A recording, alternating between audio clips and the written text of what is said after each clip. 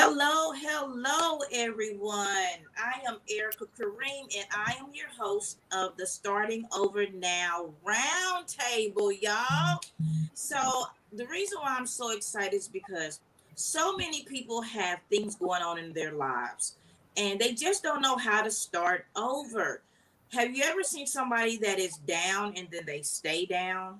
Or they are down and they just really just don't know how to lift themselves up. And I remember long time ago being so silent, suffering in silence. I didn't even know how to pick myself back up at some point until I had to get the help. So these powerful, dynamic, amazing women decided to come on here with me so that they can actually share how they had to start over. What exactly happened in their lives that they said, you know what? I love myself more than this. Not gonna happen on my watch anymore. And so a lot of times when we are going through the process, we don't see what's going on until we get outside of it and have to make a decision that I deserve better. Okay, so today we're going to do the round table. So, Miss Adele Foster, share with everyone who you are and what you do. Well, my name is Adele Forster Glenn, and actually, I'm a serial entrepreneur. I'm gonna put it like that because I do a lot of things. I'm a business coach. I'm actually a publisher, and I'm a motivational speaker, as well as coaching um, in personal and professional development. So when I say I do a lot of things, I do a lot of things. I'm also a tax consultant as well. Awesome. All right, Dr. Elise, tell everybody who you are and what you do. Hello, everybody. My name is Dr. Elise Barnett, and I think I'm like Adele. I'm a serial entrepreneur as well. So I am an author, I am a minister, and I also am an entrepreneur. So I'm also in a tax space too. So I do taxes, sell insurance, and I'm also a labor consultant. Awesome. Thank you so much for joining us. Rose, Miss Rose, share with everyone who you are and what you do. Okay, I'm Rose Jackson Beavers, and I'm out of Florissant, Missouri. I am also a serial entrepreneur, and it's funny because I think that might be one of the things that we do to help us along the way in starting over, having all these skills. But what I do here is I am retired, but I own two companies. I'm a publisher. I've published over 50 authors, over 100 books, and I'm an author who's published 15 books, and there are different varieties or genres.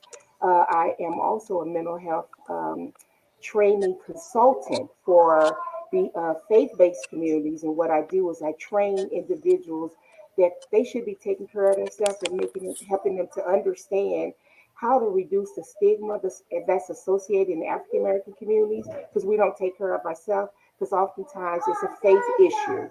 We think that if we're taking care of ourselves, we don't have enough faith. And so I go into churches letting them know it's okay to have faith, to pray, but still take care of yourself. Mhm. Awesome. I know that's right. Absolutely. We have to do both. Pray, and more prayer, right? And do that self-care. Absolutely. So, Miss Focus, tell everybody who you are and what you do. Hi, everybody. My name is Focus from the Focus of Love. I absolutely love love.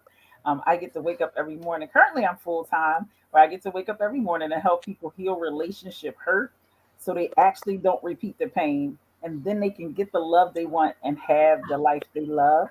And I do that as a fellow author. I wrote 3 books and co wrote a couple, and I have a few ebooks.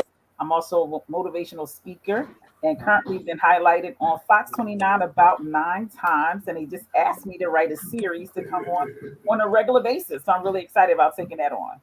Well, congratulations. All Oh, thank right. you. All right, Melisha, unmute and tell everybody who you are and what you do. How y'all doing, ladies? My name is Felicia Ogland. I am an author. I am a serial entrepreneur as well. I am a speaker. Um, I love just being able to help women enhance their beauty and women to not be afraid to live their authentic self. Um, so I'm just happy to be here tonight and be a part of all you amazing ladies and being able to just share a part of me with the world and with other people. I know that's right. All right, all right. So thank you all so much for being here. I am just always so honored to have you women that are just so powerful and understand the importance of giving back and giving value to people and serving our communities. So thank you so much again.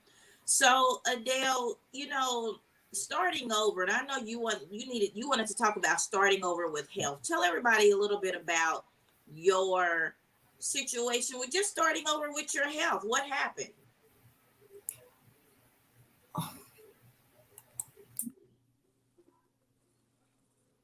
You muted. No, you got to unmute. Unmute. You got to unmute.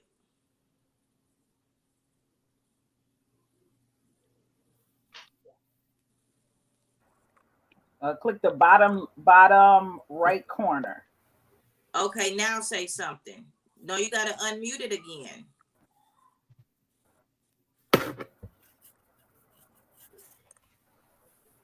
Okay, now talk and see if we can hear you.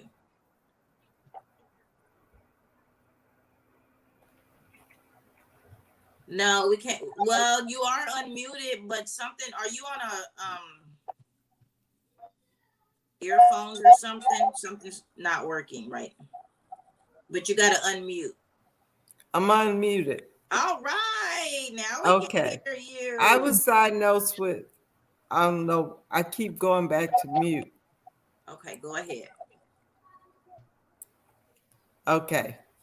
I was diagnosed with multiple sclerosis, and being diagnosed with multiple sclerosis is no fun.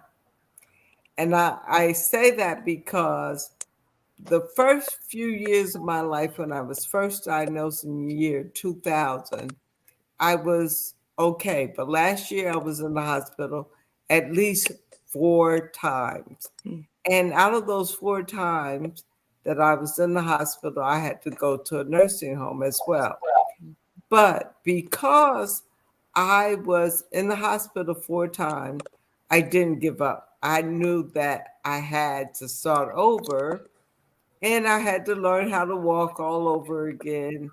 And there was a lot of things that I went through during that season of my lifetime that I would say I had to start all over again. But I'm thankful. I'm here. I'm grateful to God because without Him, I would not be where I am today. Absolutely, absolutely. And then, I'm going to go around, but I am going to come back and have you share, what are some like 2 or 3 things that you live by. So I want everyone to be thinking about what do they live by, what spiritual principles or, advice do they live by? So, Dr. Elise, same with you. What did you have to start all over from? Well, my story is I had to start over because at the age of 20, I got married. At the age of 40, ended up getting divorced. So shortly after going through the whole divorce process, in the middle of all of that, my mom, who was living in our house with us, she actually passed. After going through all of that, at the end of the next couple of months or so, found ourselves, we ended up getting divorced or ended up getting evicted because obviously the finances had changed. So the whole dynamic of the house had changed with divorce, with death, eviction. So we ended up moving back into my childhood home. So I had to start uh, a journey of which I didn't think I would ever have to do, which is actually raising five children on my own, trying to recover from the whole death of my mother, again, being back in her house per se, and then trying to navigate through divorce also. So that was really kind of my reason why I had to start over. And then going also from being a stay-at-home mom to being, having to actually go back outside of the house and actually work. I totally get it. Absolutely. So thank you so much for sharing. Sure. Um, Rose, tell everybody about your starting over. Now you've been married for over 30 years, right? Yes. And so, but sometimes when we are married, we still have to start over in some cases. Tell us Mhm. about that. Yes, as a married individual for 39 years, you do go through your ups and downs of a marriage, and it's how you pick things up to make sure that you can keep it going. I've learned strategies that are necessary. I've had people who've come and talked and say, how did you stay married? While there are financial issues, there's arguments, there's different things that are happening. What do you need to do? So I talk about strategies that can help individuals stay married. And for me, starting all over, my story is that I'm going to communicate. I'm going to make sure I'm talking in a relationship and making sure that we hear each other. But also, you don't walk into an angry bullpen and try to handle something when someone is already upset. You kind of wait until they're ready to talk, but you make sure it happens. And so that's how starting over makes a big difference. You're starting all over all the time when you're having arguments or disagreement, but it's how you finish it that keeps you married or not married. You know what? I just love your story, that 39 years and how you know how to walk away. Do you think people end their marriages just too early or just don't try to get the help they need? I don't know if a lot of people do, but I know a lot of my friends did. And Mm-hmm. after they did it, they was like, man, that was so stupid why I did that. But I think that because we are all self sufficient and we're entrepreneurs and we have a lot more skills, it's easier to walk away. If you make me mad, we can't get along, I'm out of here. Mm-hmm. But I think it takes more effort to just stay and try to work it out because what happened is that you and I talked about. I don't know the next devil out there, so let me try to, get this one right. And if it's something going on that you shouldn't stay, like abuse, domestic violence, Yes. emotional abuse, or somebody spending all of the money not paying bills, those are some different kind of issues. But we do have a lot of people who find it just easier to walk away. I'm not wasting my time in here. I don't have to because I can do Mm-hmm. better. So that's what a lot of people say. Well, that's what it was. I can do bad by myself, Yes, right? yes. All right, Miss Rose. Thank you so much. All right, Miss Focus. Yes. Share with everybody your starting over story. Oh, so many starting over stories. So I got married at 18 to a Christian who was 21. So our goal was to solve the sex problem, but we created 100 more problems getting married at 18 and 21. We definitely was not equipped to pick a long-term relationship. Listen, our brain wasn't even done developing. It doesn't get completed till you're 25. So it's no way we should have been picking to death do you part. But that was one segment, of my life, and I ended in a divorce to the detriment of the marriage, and just flat out didn't have the skills. I mean, there was cheating and infidelity, but I'm just going to say flat out, just immature. And to Rose's point, you don't know what you don't know. Right, it's really to our detriment. And what people don't know is the second marriage is even less likely to succeed because people walk in like, oh heck no, I ain't doing this again. So Yeah. the fuse is even shorter. And then the third marriage could put hardly ever last at all, right? So No, you can't do better. You're probably gonna do worse because you didn't heal from the last one and jump right into another relationship. So I'm with you, Rose. I think we need to slow down and speed up and like really, first of all, take inventory. Am I a soulmate to a soulmate? That's the first question, right? Because we got that long laundry list of what we're looking for, but are we really what the other person actually looking for? I know I wasn't. I was young. I didn't know how to cook, y'all. I didn't know how to do laundry, make a bed. Wow, I'm coming back tonight. I'm asleep in the closet. What am I gonna do? Oh, I was okay, 18, okay. didn't know no better. Didn't know no better. Yeah, Yeah, well, thank you so much, Miss you're welcome. Focus. Thank you, You're thank welcome. you. All right, Militia, what did you have to start all over with? You know, sometimes we have so many as we grow. It's not just one, right? We be having to start over. We be having to be like, oh, heck no. But which one do you want to share about? Um, I just I'm like Miss Focus. I got married when I was 18. Of course, I knew I was a cooker and cleaner because I grew up.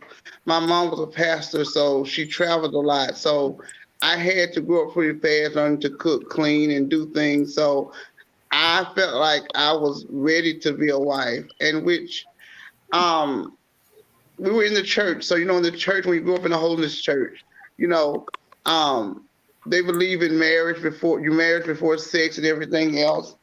And I'm learning that we as women, I feel, just I'm speaking from experience, we tend to look for the man, and the Bible said the man that find a wife find a good thing. And we're out there searching and not allowing ourselves to be found. And I had to heal. I got tired of having to continually to keep getting healed. Because when one relationship don't work, you're healing from that. And like I spent my whole life trying to get healed, from past hurts, from past pains. And it can really put a damper on the way you think and look at life and relationships. So I had to really start to recover, just start to find myself again. Because each relationship, like Ms. Focus said, you don't heal from one, you go to the other one. So how can that relationship work when you haven't even healed from the one that tore you up from the beginning? That's right. And you Absolutely. and you continue to take that baggage, and once you leave the second relationship and the third don't work, you got so much baggage and you're so broken that you're like Humpty Dumpty and you still trying to put the pieces back together again. That's So right. once I realized that, I needed to work on me. It may not have been a relationship. It could have been me because I'm broken and not realizing, I can't give someone what I myself don't even have.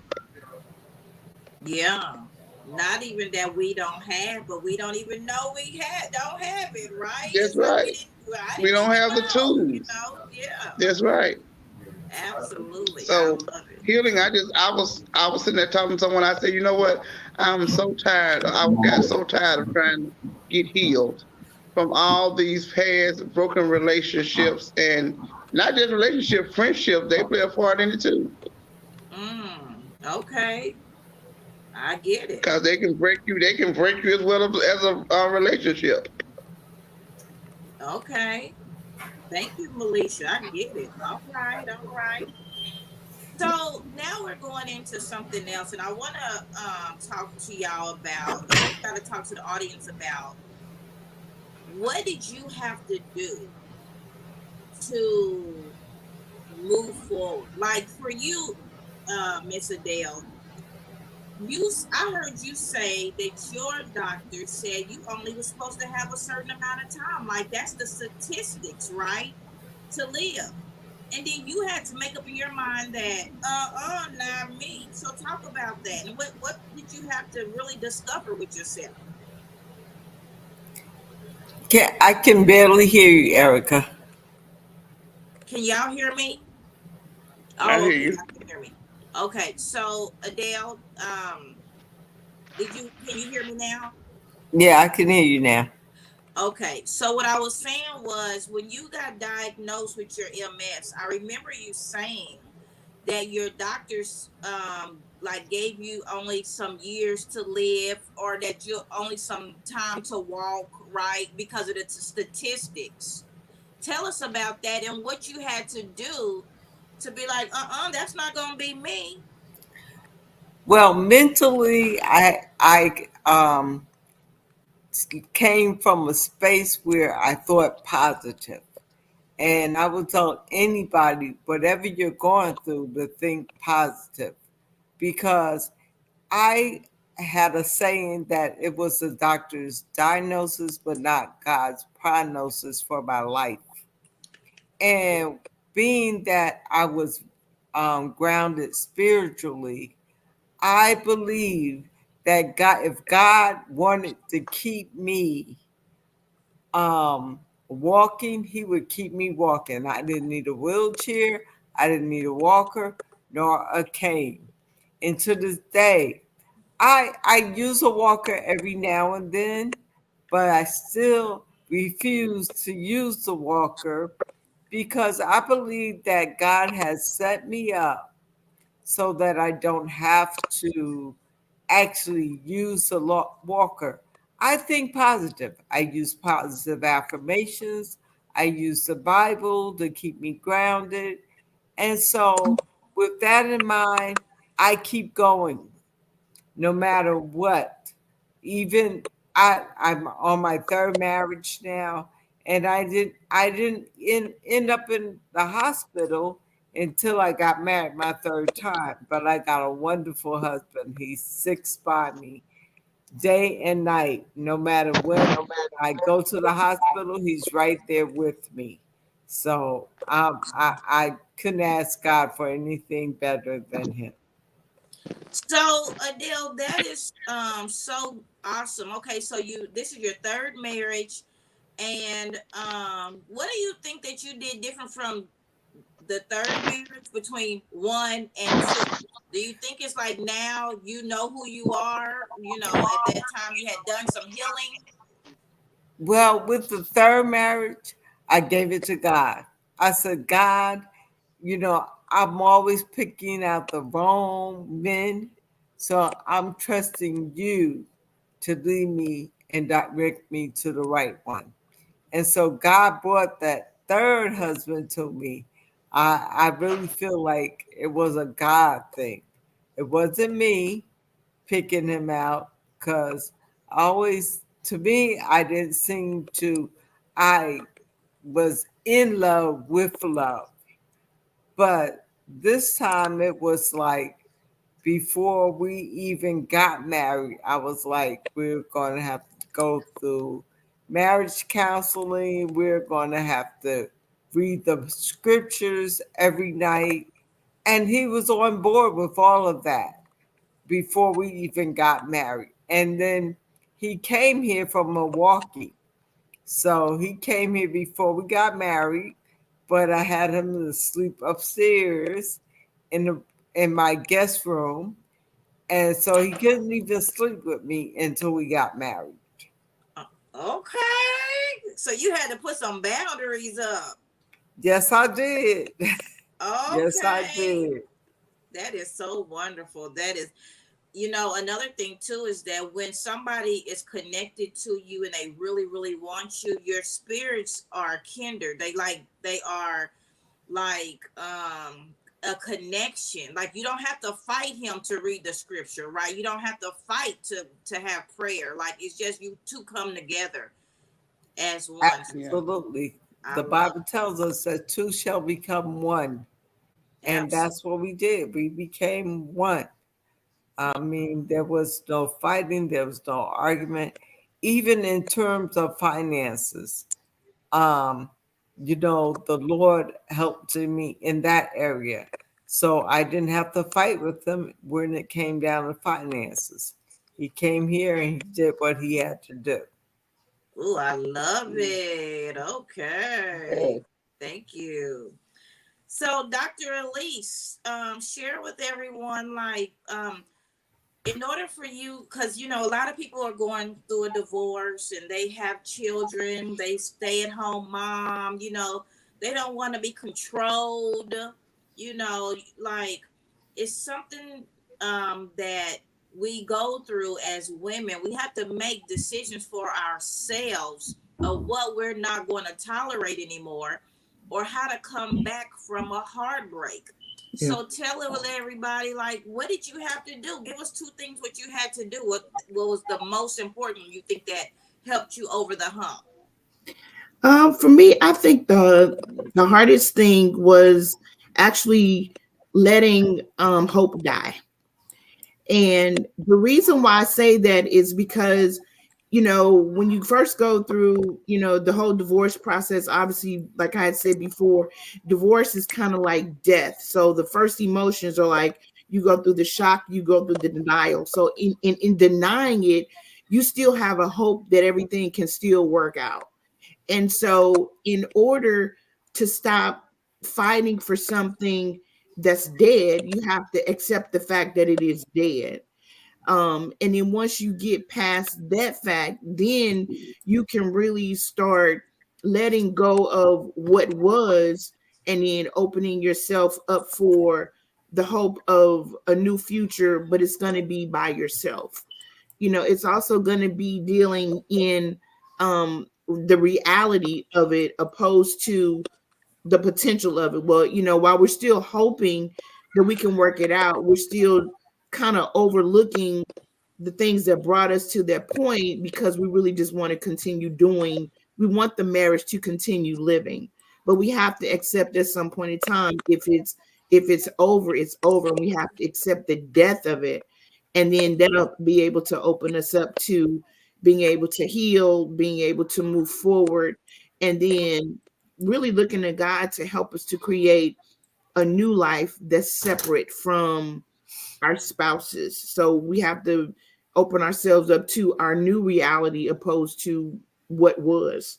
And that's really what helped me is I had to understand or really open myself up to the point of allowing the hope of the marriage to die before I could really open myself up to seeing that I had a separate life apart from him. That's so good because now that when you separate, when you're divorcing, now it's like there's no man there to do all that handyman work or Yeah, that the handyman that and he used honey do work, the right? honeydews, yes, the honeydews. And one of the honeydews was I hated ironing. So he did all my ironing. So I'm like, dang, So now I have to do my own ironing or my own steaming my own clothes. So it was just like it was the little things, but again, we have to find ways of coping with our new reality. Right, right, absolutely. Thank you so much for that. Thank you, thank you. Sure. So, Miss Rose, same for you. Like, starting over in a marriage. Like, what did you have? What did you have to actually say to yourself? To make it work. Instead of saying I'm out of here, because of course, being with somebody that long, they're going to get on your nerves sometime, right? So, what do you like?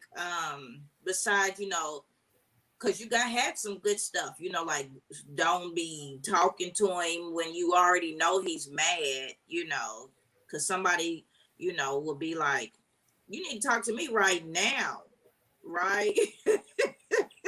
Yes. Like, we ain't doing this, Hmm. So, like even with your husband, what would he say as a man? You think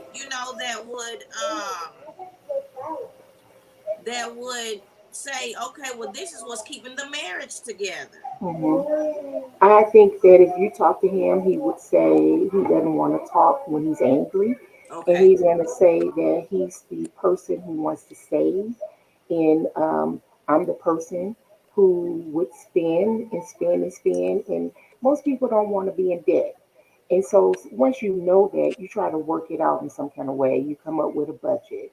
You say, well, I need this amount to spend per month. Well, why are we saving? You have to really talk and find out. And once you find that out, you're going to find out that people who are really, really saving, it also deals with trauma. A lot of people don't think that. When you grow up in a huge family and you get pass me downs and one person working and you've experienced some days you don't have enough to eat. You're not going back into that when you get older. So you have to talk about things. And then when you find out that maybe that's the reason, then you're more willing to work with them. We're not going in that route. We're not going to do this. But another thing I find is that people don't pray. You know, a lot of people don't have a spiritual part. And if I saw myself getting into something that was going to interfere or cause problems, I'd pray about it, and I would listen. But the other thing that I did that I would go and talk to somebody. If I'm not seeking counsel, I have older people who have long lasting marriages. And I go and ask them, what did you do? How do you respond? So I'm a researcher. I'm just not going to sit back and let my life fall apart and I don't know which direction I'm going into. I'm a planner, a researcher, and I work with people. So I want to work with them to make sure. But I think prayer changes everything. And when someone is seeing you, I heard Adele say that, you have to bring God in there. A lot of times when we first find somebody, we meet them, we're so excited about them, we want them, but we never ask them anything like, do you go to church? What are your beliefs? Who are you? Those are some of the things that really affect how long you're going to stay married if you're unequally yoked from the beginning. And so I think that when we meet people, we need to start asking them who they are, where did they come from. I have a daughter that's 34. You know what I tell her to do when she just looks at me sometimes and roll her eyes? I said, you need to do a background check. What does it cost to find out if somebody has been arrested for domestic violence, those kind of things? I'm a social worker, so you can go on and look at police record checks, that kind of stuff. But I just tell people, get to know somebody. You don't have to even be that extreme, but know who you're getting involved with. Because if you don't know them, the first time something happens, you're fighting, you're going off on each other, and you're not going to stay married. You're going to be trying to get away from them as fast as you can because you don't know the person. So I think it's the way you start something is the best way you're going to end it in a positive situation.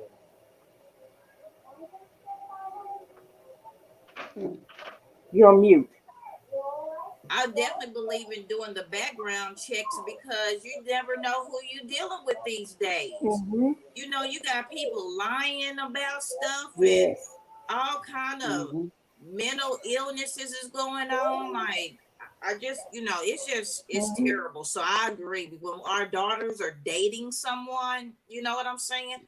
And even our sons, we always do the one-sided thing about our daughters dating someone. But honey, women can be crazy as heck too. So absolutely. Thank you so much, Miss Okay. Rose. All right, let's focus.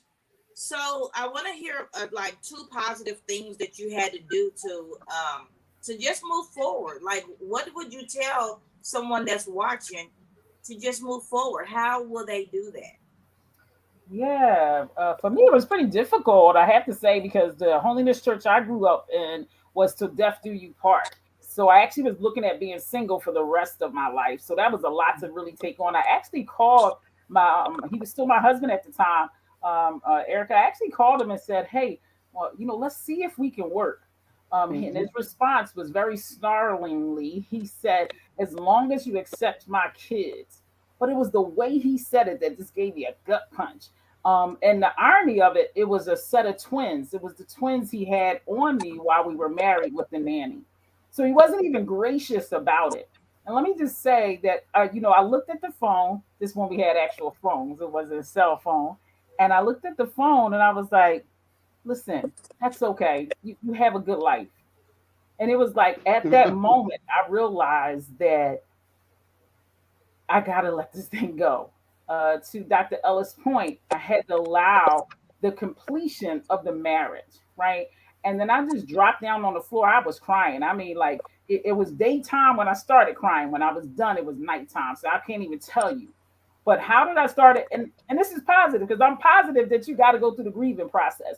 We can't act and hunky dory things away as Christians. It's painful. Ask Jesus when he died on the cross. That was painful. So everything is not going to just be, we're going to pray about it and God going to remove the pain. No, the nails hurt it. right? It was silence for 3 days, right? So people may step away from you because they don't even know what to do. They don't know how to console you. They don't even know what to say. But in those lonely moments, from that daytime to the night, I heard God say to me, if I would go back to that marriage, it would be likened to death when my daughter died. I had a daughter when we were married, and I carried her for 9 months, and she transitioned unfortunately in my belly, right? So she never, got a chance to take a breath. And when and I really felt the pain of that, yet it was dying, yet I was giving birth to a new me all at the same time. It's miraculous. I can't even really tell you exactly what my words, but it was a miraculous thing happening in that moment, because that phone call was everything to me. I'm like, this man has hurt me so deeply and so bad, and I'm gonna say, because I don't want to be alone for the next 50 years. I was only in my 20s, right? So I'm like, let me see, I can make this work. I can figure this out. So, because I got a degree in early child education, right? So, I can figure this out. I'm a people person, so I can figure this out. So I call and make this call, and it's not enough, because you got to have both willing parties, right? Yeah. People have Mhm. both parties got to be willing to heal and to recognize their wrongs and to be able to grow. So I want to say positively, you got to go through the whole process, because if you Yeah. think that you skip a step, it's going to cause you to have pain longer than to recognize I'm going to have to go through the pain part, the healing part, the pulling off the scab, let the scab grow back to actually move forward. So I want to earnestly say that to anybody that's listening. It's okay right where you are. Allow yourself to be there. Don't rush through it. Don't hunky through it. Don't, praise Jesus through it. No, if you're mad at God, let him know. He already know anyway. Mhm. And humbly go, God, I'm pissed off. I'm ticked off. I didn't think it was supposed to be this way. Help me, God, to get through this process. That's what I want. That's what I want to be real about, from Christians to Christians, human to human. Thanks for letting me speak. Right. Yeah. Well, everybody's not a Christian, so I want people to be able to really understand that it's like you said, human to Human to human, human. Yeah, sister to sister, yeah, woman to woman, and even if yeah, you're a man, woman to man. yeah, Because yeah, guess what? yeah, Like Miss Focus said, is that yeah. you have to be a willing participant to do your healing. Because a lot Yeah. of times we're only looking outwardly at them. You need to change. Right, He need to change. right, She need to right. change. But Yeah, it's how about we both go do some healing, yeah, right? And yeah, it's okay to do some healing separately. It's yeah.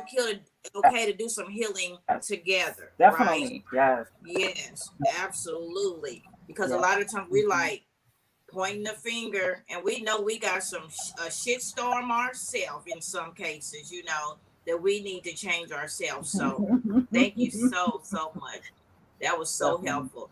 You're So welcome. Militia, what we're doing is telling everybody, and thank you, Jovan, for coming on here. You'll be next, and just so that you'll hear the question. I don't know if but here's the question. The question is, well, at first, introduce yourself since you're coming on here. Tell everybody who you are and what you do for a living. My name is Jovan Taylor Boulware, and I work at Sephora and Kohl's. I'm a beauty advisor. Gotcha, gotcha. And so you had a powerful story, about you had a children's father, because I need people to understand how they can actually sabotage, different things. So tell everybody of your quick story. I want people to hear that part. I had my first child, my oldest child, at 21. I've been with her father for about 3 years. Everything seemed like it was perfect. And of course, life things happen. Um, and I had my second child at she'll be 9 now. I'm terrible with math, so don't get me to lying how old I was at the time. But the moral of my story is that I had these two children, yes, in long-term relationships, but by the time that I met my now husband, just some of the traumas that we put each other through because of our vast age difference, and just me not taking that time, me personally thinking that I'm healed because I don't want to be in the relationships with the fathers anymore, but that what I call as I said in my interview, the ugly look in the mirror where you're like really looking at yourself and just some of the things that you need to work on for yourself. And I just felt like there are some things that me and my husband could have probably saved each other a lot of time and, and grief and pain from just putting each other through all of this mess from my own personal stuff and then just stuff that he had dealt with himself.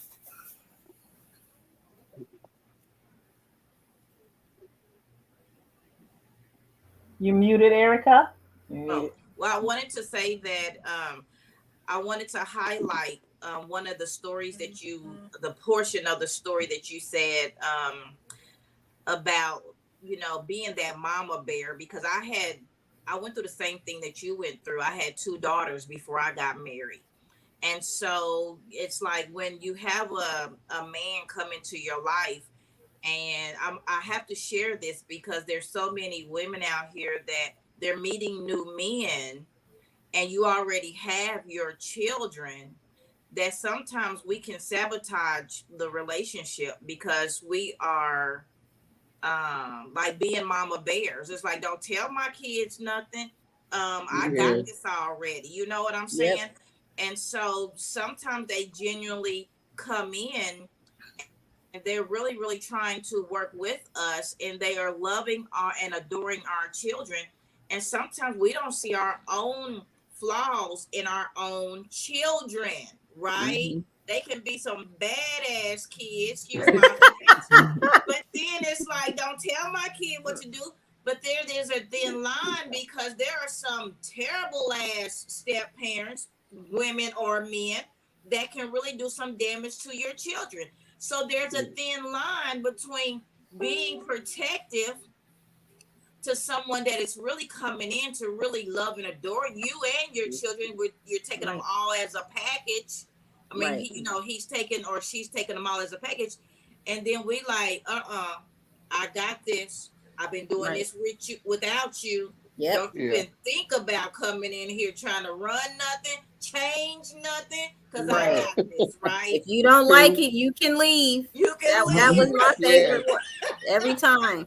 Like I didn't ask you to be here. You said you wanted to be here. You accepted me and my kids. Right, right. Yep. So basically, I just wanted to highlight that story because I went through the same thing. Millions of other mothers go through the same thing.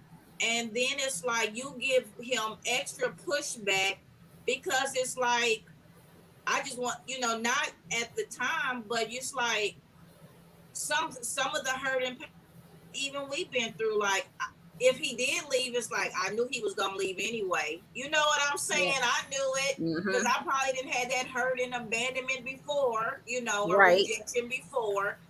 I'm just speaking, hypothetically on the things that we need to heal from, and we just don't know it at the time. You Right. know. Yeah. Yeah. So now that we didn't call all that up. Share with everybody like two things that you would change now, because that's what we're on right now. What are a couple of things that you would have done differently, or a tip for a single mom that has this new man coming in trying to run stuff? Do we call it trying to run stuff, or you know can we say maybe he really is there just to help? I would say patience, because I know with mine it was a double whammy. It was the age difference, and it was also me having that independent mom mindset. And I feel like had I had the patience, because I'm not a regret type of person, so I don't think I would have changed anything, because he, like I said, he proposed in year 3, but had we got married in that time frame, we wouldn't have stayed married. Like we needed that extra however many years to grow and to really learn each other. We did try counseling. We both did individual counseling. Like we both needed that in order to find each other. And we're in a way better spot now than we were. But had I would have wish I would have had more patience, because I didn't have any. Like I'm not even gonna lie. And even now to this day, I still have very little. But I try to work through it, because I have to understand, just because he did not choose to have kids in his 20s doesn't make him less of a parent because we waited until later to have a baby. Right. Okay. That is so good. I love it. I love it. Thank you so much, Javon. You're So we're welcome. gonna Thank move you. on. Yeah, we're gonna move on to Militia. Okay, so Militia, so you got married, you got divorced, you had to heal. You know, the healing process is it. I mean, it's never ending. Like we're still trying to heal from. I remember going through my healing process, and then some other stuff will come up. I was like, dang, I thought I was healed. It's like you pulling back the onion, pulling back the layers of the onion. It's like never ending in some cases, you know. So tell everybody like two things that you would say. What makes you be successful in your own right now? I would say one was being able to go through the process, like Ms. Focus said, you have to heal. Go allow yourself to go through the process of healing. Allow yourself to hurt. Allow yourself to cry. Allow yourself to just hurt. It's like you're mourning. Allow yourself to mourn the loss of that relationship, and then you have to also allow yourself to accept what it is Mm, and realize that okay, this is what it is. You know, I'm going through this process. Now you have to pick yourself up. You don't want to stay there too long, but you got to allow yourself to go through the process so that you can get that hurt and mourn that loss out. It's just like almost like someone has passed away. So you know, I mourned, and it wasn't a short mourning. You know, pain hurts. I mean, it hurts. Sometimes love can feel like someone has literally died and left the earth. And you know, right. when you go through that rejection and that hurt, the person that's doing it to you, see, they don't feel what you feel, and a lot of them don't care. Mm, So you have to allow yourself to go through the process, and then you have to allow yourself to accept what has happened. And now it's time to pick yourself up and concentrate on you, and just be prayerful. Pray, hold on to God. You got to believe in something greater than yourself. you definitely do. I so And it's agree good to with. have a good support system. Mm-hmm. Yeah, not Mm-hmm. somebody who's gonna let you be in a pity mode. Somebody that's gonna be help hold you accountable and be strong for you, but not allow you to waddle. Yeah. So, you know, I know that you can't give a definite answer, but what do you say to people that's in their grieving mode? They're breaking up, they're divorced, they're moving on, but still down. Is there a limit of time you should stay down, or can't nobody really tell a person how long it should take? What do you think about that? I don't think you can tell. They said, well, the Bible says like when you lose somebody, give you 30 days to mourn, but you can't tell someone how long to mourn. You don't know how deep that hurt was. You don't know what they suffered. You don't know what they have to recover from. Because when you go through a hurt, you have to recover. Like I said, you just not recovering from the relationship. You trying to recover yourself. I mean, because a lot of times you can't even when you're going through a hurt and pain and loss of love, you have to try to if you got little kids, you're trying to be there for your kids still. You're trying to work a job, and a lot of times you're doing that so much that you forget about that you needed to go through the process and heal, and then you become hard and realize you just push it to the side. You never mourned it and went through the pain because Mm, people said pick yourself up. You know, back in the day, pick yourself up. Life goes on. Okay, it goes on, but eventually, if you don't ever deal with it years down the road, it can affect you well, and cause a whole lot more pain. you know what? Most of us are old enough to know that we came from the era of girl, get over that, over it or whatever, right? And it's like you Yeah. had to. It's like you didn't have no time to mourn, and not only that, you was a punk if you did mourn. Like, don't be Yeah. mourning like that. Like, and but these millennials these days, or the younger generation, I think they do. Well, I mean, they got internet. We didn't have the internet. The Hmm. social media, and I mean, they just come out and they it just seem like okay. So I don't want to be judged for this because this is not the right words, to say, but I want y'all to help me with the words to say. The Hmm. millennials now seem a little bit weaker mentally than what we grew up with. However, it seems like that we are the ones who cause some of this stuff. I mean, within our children or whatever. So I don't know. Is there a right or wrong way? I want anybody to speak out on, say, was we raised wrong for just being like bounce back? You know what I'm saying? Like, or I, should Yeah, we be should the millennials be mourning? yeah. I think I Yeah, I'll think go our ahead and mom. answer that question. I think it's a combination. I think we swung the pendulum from one angle to another, right? Whereas though bounce up, children are resilient, women are strong. Like, we got to go, you got to keep going, you got to keep moving. And then now to the point where there's lots of books about grieving and how to grieve, and you spend more time reading about grieving than actually grieving, right? Everybody can go to therapy now. You have online therapy, so just being able to recognize that there's a period of time for everything. We don't need to rush it, but to Melicia's point, you don't need to waddle in either, because we'll stay in that story and tell ourselves that story so much we're not actually living our other portions of our life, right? Because it's my right to grieve. I should be able to process what I process. So we went from one pendulum to the next.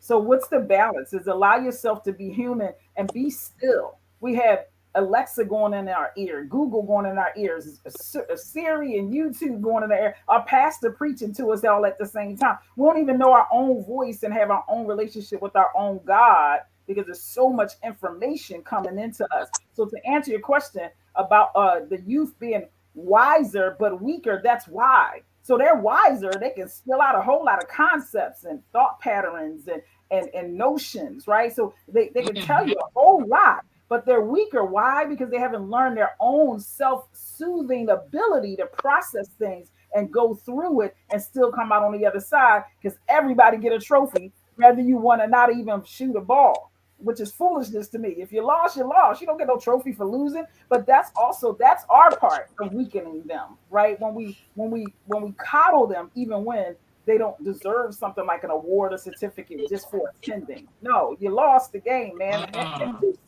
Watch the tape and come back next year and do better, right? And then maybe you'll get a trophy. But we Yeah. coddle too much. But you also got to think about, look Yeah, how that's so our mothers was raised in an era where they suffered so much. They didn't have a chance to mourn. They That's what suffered I was so gonna much. say. Yeah, and Yeah, that's the they were pendulum. strong women. Yeah. So when they raised us, Yeah. we were raised that way to, be strong regardless of what happens. You have to be strong. They didn't teach us to mourn the hurt and pain and go through it because they didn't have a chance to do it. I have a both. I Yeah, have that's one the daughter pendulum. that's The got balance. that numbness where it was like you had to be strong, independent. You don't have time to be in your feelings. Like I can relate to you focus about losing a baby. I was 5 months pregnant when I lost my son. Mhm. So I didn't have the luxury of being able, I was sad for 2 days. I gave myself 2 days that my daughter was gone to get myself together mentally, and I stuffed that shit. That's exactly what I did. I stuffed it because I'm like, I don't have time. I have to go to work. I have to be a mom. I can't mourn. And then Yeah. my middle child is the complete opposite. She's very sensitive. She's very emotional. And it's like, I don't know what to do with that because I spent so many years being that strong, independent mom. My oldest is like me. We stuff it. We'll figure it out. Everything will be okay. But my middle child is very sensitive. And it's like, I don't know what to do for her. Like, why are you crying about that? So it's like trying yeah. to undo that. Right. And I Right. would love for us to see us redefine strong, because I still got up and went to work don't mean I was strong. Right. Because I knew that he had a whole family around the corner and still made his lunch every day don't mean I was strong.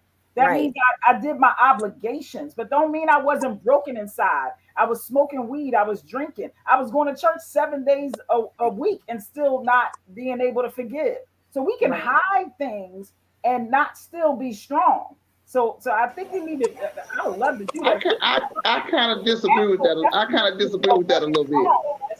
Not hiding it. But what's the definition of strong, ladies? What do we think that And, is? and that's what I was going to say So, too. That as Javon was talking, I was thinking trauma.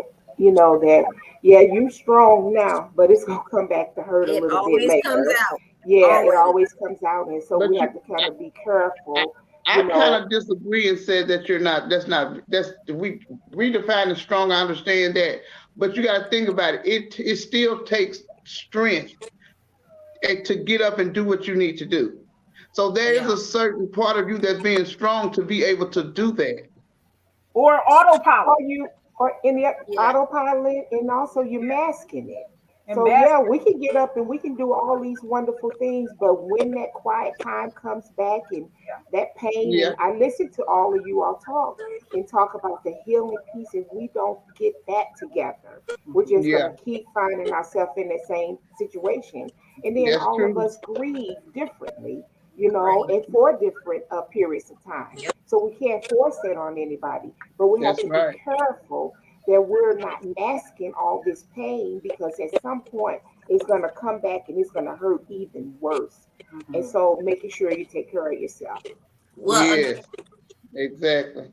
another thing that I wanted to say too is that that is something about being strong because the things that we do is on autopilot. Those are the obligations that we have to have. But then a lot of times Hmm. we are drinking in the middle of the night, smoking in the in the RV darkest hours, where people don't know what's really going on. People are doing that addiction to what is that called the oxycontins and whatever that Yeah, what the doctors are or prescribing for people.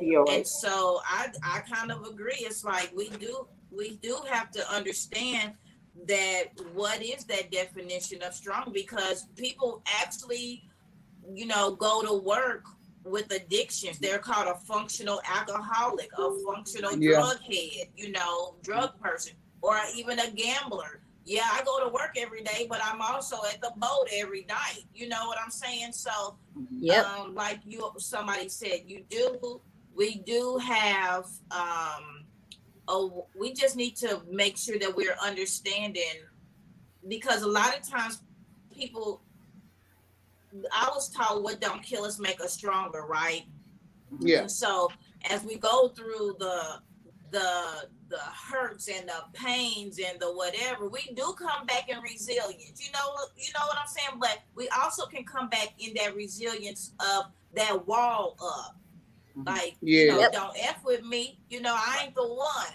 But you Yep. also can come back with the resilience of boundaries and leading with Yeah. love and gratitude. Some of the stuff that happened to us, we really need to be having gratitude for, because it did make us stronger. It made us come back in the resilience. It's like, even for me, I'm like, girl, it'll be okay. You know what I'm saying? It will be okay. You just have to stay in prayer. You just have to, make sure that you are setting your boundaries. Like, for even now, it's like when people say I'm having a hard time with friendships, I'm like, because my boundaries are so up, it's like, girl, I'm not even gonna let you near me that close. mm-hmm. If I see some stuff I don't like, you ain't even coming near me like that. Yeah. So I've Yeah, even got and those are healthy boundaries for me. yeah. So I think everybody need to have healthy boundaries. But Adele and Dr. Elise haven't spoken. So Adele, what do you want to add to this? Well, I would say that Can you I hear me? agree with Okay. everybody. Um, and you know what's strong, and for me, I had to be strong. I mean, for me, I had to find the strength within me. And so I would tell anybody to pray, because prayer changes a lot of things. And for me, I know that prayer kept me moving. It kept me going. No matter what the doctor said, I had to keep going. I had a child, I was a single parent. So for me, I had to be strong for him, because even my son, he was diagnosed bipolar, and being diagnosed bipolar, I went through those mood swings. I went through where he took on 5 different personalities. So I had to learn to be strong, to trust me and trust and believe. There were some nights I crawled up in the bed with my Bible because I couldn't open the Bible and read it. But I felt like there was a healing just crawling up with the Bible beside me, up against me. That's the way that I process everything. But then during the day, I had to be strong for him because of the fact that he was in and out of the hospital. And I tell it anybody, I felt like during the time that he was diagnosed bipolar, I was bipolar too. But at the same time, I knew I had to keep going. I had to keep moving. So I had to be strong for him. And I will tell you, I'm listening to all of you talk about your strength. Strength is when we find ourselves. So we've got to find ourselves. And I wrote a book called The Healthy Woman Inside and Out because we've got to ground ourselves spiritually. We're not grounded just for ourselves. We're grounded for the family. We grounded emotionally, educationally, and psychologically. So there are many ways that we find strength, and we have learned how to be strong. So I mean, there are so many different ways that to process strength and what we consider to be strength. Um, Yeah. I'm going to just leave it at that. But there are a lot of different ways that Okay. we process strength. I agree. Again, I like think there's, I you mean, all yeah, I said, think, Erica, your first question was, were we raised wrong? And I don't think we were raised wrong. I think from one generation to another generation is that we've been raised differently. So, I was raised, so, I'm like 57. So, my mother had me when she was older. And so she was like over 40. So, with her, that was the era and the generation. I think we looked at marriages differently. We looked at family differently. It was just culturally we came from different things. And I think now that we're kind of moving toward more of a, unfortunately, we're dealing with single parents. So the mentality of how one person has to deal with the family is different than how two people would deal with the family. So for me, I found strength in my faith, and also just having that community of other believers that basically supported me through tough times. And I think somebody has said earlier, you do need some people that are around you who can encourage you, but not allow you to wallow per se, but they can be honest with you, where they can say, okay, well, you forgiven so and so, where you might be thinking, you might be saying, okay, I forgave him, but your attitude is showing that you haven't forgiven. So, I think a really important thing with healing is really when we feel like we've been wrong, is we do have to forgive the other person. We have to just let them go and let them deal with their own consequences and repercussions as we try to deal with our own new reality, and as we also are dealing with how we contributed to it, so that we don't take bad behaviors forward into the next and the new. absolutely. So what I'm hearing again is I think the strength and strong is in the eye of the beholder. It's whatever whatever you can deem as strength at that time. So Yeah, yeah. yeah. So listen, we're gonna wrap up, and the last question is tell everybody how we can get a hold of you. And I just want to say thank you so much for coming on here with me, because people are going to be able to write down. They're going to be able to rewind, fast forward, you stop, write their stuff down with a pen and paper. So this is so great. All of your answers was so amazing. all of the wisdom and the the value that you brought to the table is just so wonderful. And I want to say that I honor you all and I love you all. So Adele, tell everybody, how will they be able to reach you? Well, at this time of season, you can reach me at taxshelter1, that's the number one.com. Taxshelter1.com. And on Facebook, do you want them to be able to Facebook you too? What are you on Facebook? I'm on Facebook as well, and they can reach me on Facebook. And actually, if you click on the taxshelter.com at facebook.com, you can reach me there, Tax Shelter One, because I'm on Facebook underneath the Tax Shelter One.com. Oh, good. Right. Oh, awesome. Awesome. Okay, Dr. Elise. Oh, them off. Okay, great.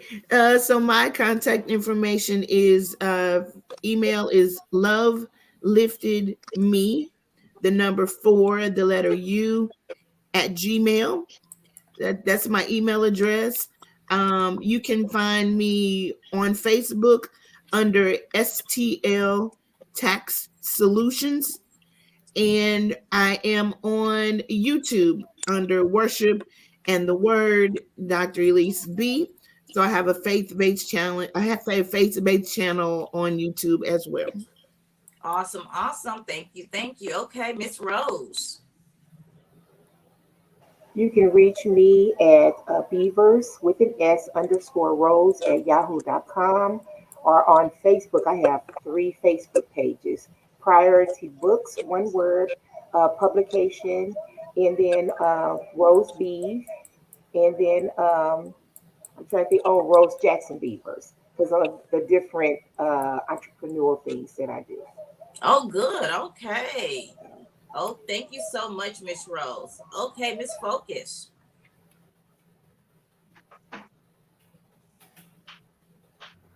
There we go. Hi, everybody. This has been amazing. Thanks again, Erica. Appreciate your time on putting this all together. Where you're going to reach me is at focusjames.com. That's my actual website, focusjames.com. I dropped it in the comments as well. And I have an ebook called Eight Hacks to Living a Purposeful Life. I think that'll answer a lot of our concerns where we're moving about and really don't even know our direction. So that's why we're constantly healing, because we don't even really know where we're hearing from or where we're actually going. So you can go to focusjames.com. We can stay connected there. And I'd love to meet you. Let me know you met me here with Erica, and I'll take good care of you. Thanks again, Erica, for the time. And thank you, all of you ladies, for such a beautiful, juicy conversation, redefining the word strong.